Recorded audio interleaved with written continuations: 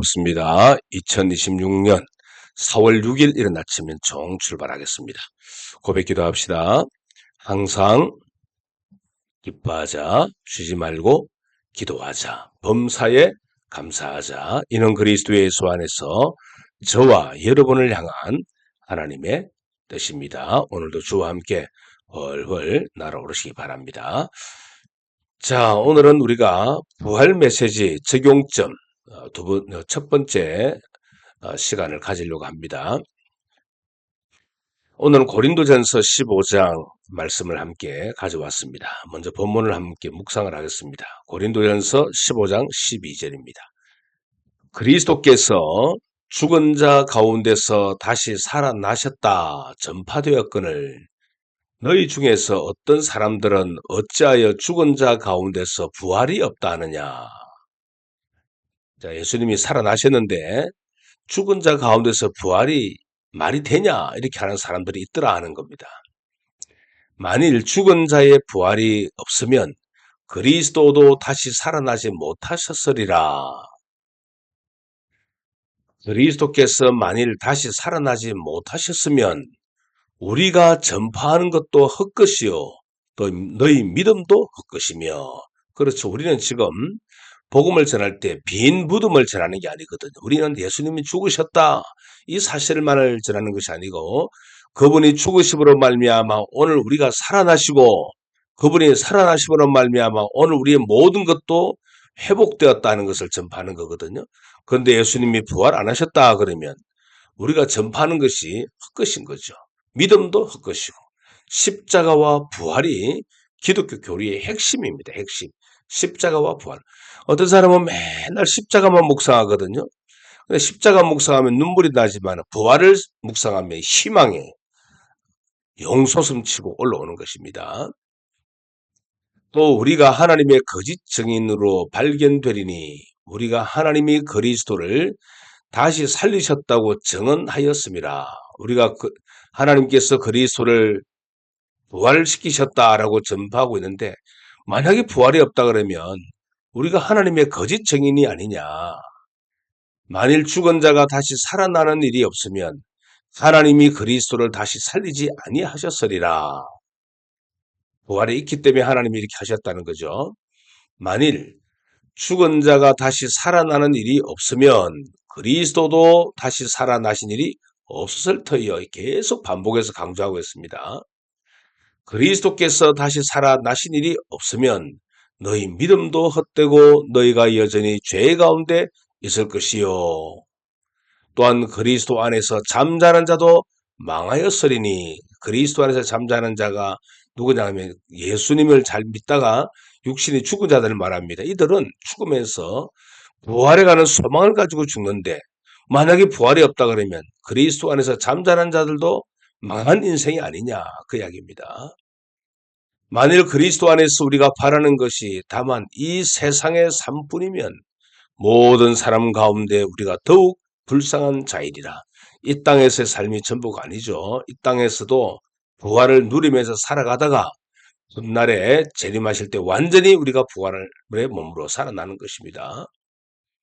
그러나 이제 그리스도께서 죽은 자 가운데서 다시 살아나사 잠자는 자들의 첫 열매가 되셨도다.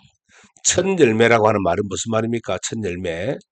우리도 두 번째, 세 번째 열매 맺는다 그 말입니다. 우리도 다 살아난다는 이야기를 하는 겁니다. 자, 오늘 저는 이 부활에 관한 이야기를 적용점을 가지고 한번 이야기를 해보려고 합니다. 우리는 주일날 설교를 들을 때마다 주님 부활하셨습니다. 주님은 살아나셨습니다. 이렇게 할렐루야 하고 우리가 외칩니다. 분위기가 좀 뜨겁죠. 그러다가 이제 월요일 날 딱 되면 출근길 버스 안에서 막히는 교통 체증 안에서 상사의 질책 쌓여있는 업무, 불안한 경제 뉴스, 복잡한 인간관계, 갈등의 구조가 있는 가정, 애를 먹이는 자녀들, 여러 가지 어려운 문제들이 우리 앞에 산더미같이 쌓여 있습니다. 그때도 부활의 신앙을 붙들 수 있어야 부활신앙이 우리의 삶에 누림이 되는 것입니다. 만약에 부활이 주일에만 유효한 종교적인 행사라면 주일날 우리가 하는 예배는 박물관의 유물 받게 되지 않습니다.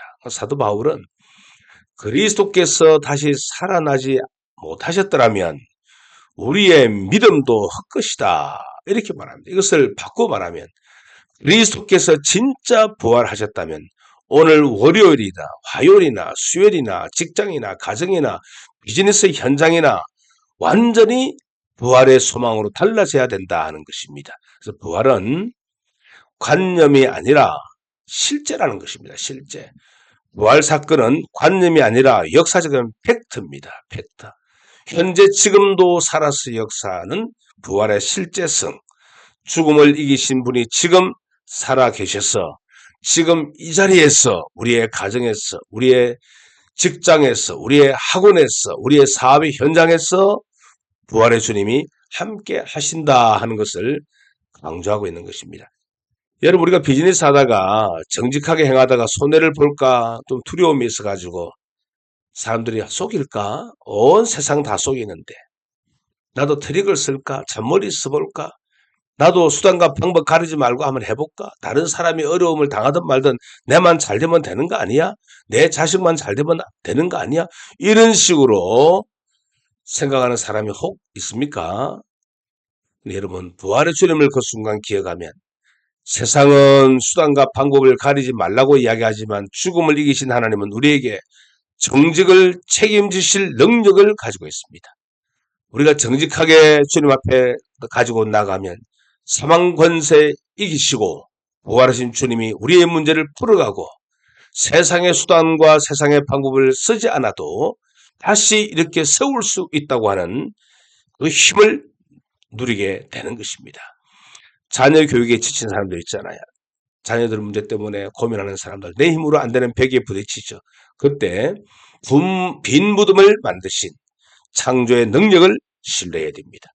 오늘 주님께서 내 삶의 현장 가운데 지금도 부활의 주님이 함께 계시기 때문에 나의 자녀의 문제, 직장의 문제, 비즈니스의 문제, 건강의 문제, 이 모든 문제들을 실제적으로 부활의 능력으로 우리와 함께 하신다는 사실을 믿고 나아가야 될 줄로 믿습니다. 부활을 믿는다라고 하는 것은 부활의 소망의 렌즈를 딱 끼고 그런 안경을 끼고 세상을 보는 것입니다. 세상의 리더들은 문제가 딱 생기면 이제 끝났어 하면서 대책 회의를 하거든요. 하지만 부활의 소망을 갖고 있는 리더들은 무덤 문이 열렸던 것처럼 이 문제 뒤에도 하나님의 길이 있음을 믿고 기도합니다. 하나님께서 이번에도 돌파하여 이 문제를 풀어주실 줄 믿습니다 하면서 부활의 주님을 지금 여기서 신뢰하고 나가는 것입니다. 사랑하는 이언총 여러분, 지금 어떤 어려움의 어둠을 지나고 있습니까? 건강의 위기입니까? 재정의 압박입니까? 무덤에 갇혀 있지 마시기 바랍니다. 왜 통장도 보면은 잔고가 별로 없거든요. 그러면은 이 어려움을 어떻게 이기냐를 생각하지만 주님은 우리의 고민을 넘어서서 역사하고 계십니다. 예수님은 무덤에 계시지 아니하시고 우리보다 먼저 앞서서 갈릴리로 가 계신다 했습니다. 우리의 사업의 현장에 가 계시고 우리의 가정에 가 계시고 내 육신의 질병 가운데 고통받는 내 현장에 부활의 주님이 와 계시는 것입니다. 나중에 갈릴리로 전부 다 제 아들이 고기 잡으러 가거든요. 낚시해서 주님이 그곳에 미리 가셔가지고 문제를 풀어주십니다. 주님이 내 사업의 부도의 문제 앞에 주님이 먼저 가 계시는 것입니다. 우리의 문제보다 훨씬 크신 주님, 부활의 주님 붙들고 오늘도 승리하시기 바랍니다. 여러분, 마귀에게는요, 지금이라고 하는 것이 없습니다. 성장하려고 그러면 우리가 현실에 뿌리를 내려야 되는데 미디어의 발달로 우리는 알 필요가 없는 것까지도 다 합니다.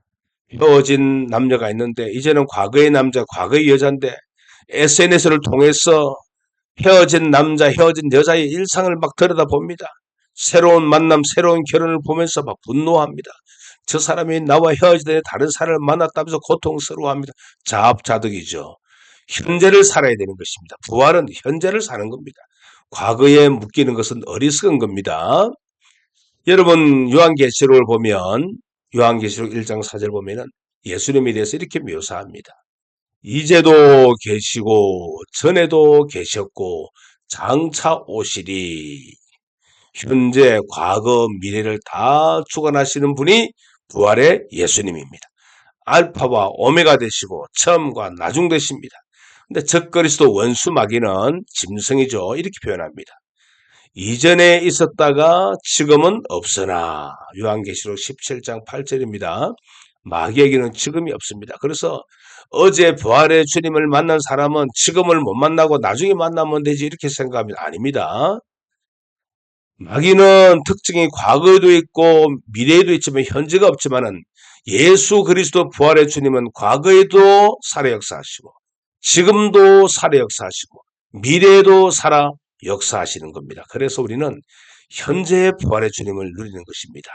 2000년 전에 살아계신 부활의 주님은 지금도 살아서 내 안에 역사하시는 겁니다. 그래서 어떤 삶의 현장에 있든지 부활의 주님을 붙들고 가야 됩니다.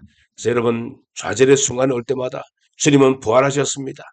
주님 부활하신 주님이 지금 나와 함께 하십니다. 내 삶도 다시 일어나게 될 줄로 믿습니다. 외치고 나가는 겁니다.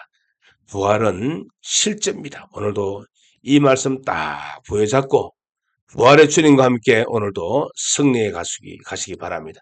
날마다 외쳐야 주님이 우리 가운데 역사하십니다. 성령님은 의식만 해도 우리 가운데 역사하시는데 부활의 주님을 외치고 나가면 오늘도 모든 문제를 돌파해서 승리하게 될 줄로 믿습니다. 오늘 사양 들으면서 기도하고 하루를 출발합시다. 사랑하고 축복합니다.